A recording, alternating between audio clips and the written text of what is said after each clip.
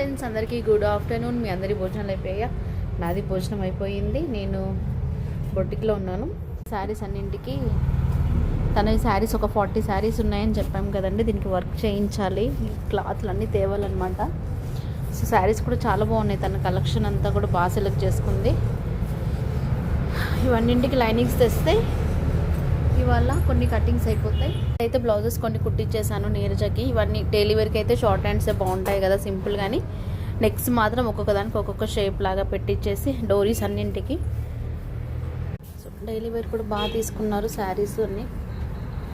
Mummy అయితే ఊరెళ్ళింది friends. మాకు అన్నయ్యని టేక్ ఓవర్ చేసే డ్యూటీ ఈరోజు నాకే పడింది. పాపం నిద్రపోయాడు ఇప్పుడు దాకా ఆడి కదా ఫ్రెండ్స్. మనకి ఎన్ని పనులున్నా కూడా మన పిల్లల్ని కూడా చూసుకుంటూ మనం పనులు చేసుకోవాలి. సో మమ్మీ ఊరు వెళ్ళినప్పుడల్లా బాబు నేనే చూసుకుంటానమాట. సో అదండి. ఇప్పుడు ఇంకా లైనింగ్స్ తెచ్చి మాస్టర్కి వస్తారు, 4 వరకు వచ్చేస్తారు. లైనింగ్స్ తీసుకొచ్చి వాష్ చేస్తే వెంటనే ఆరిపోతాయి.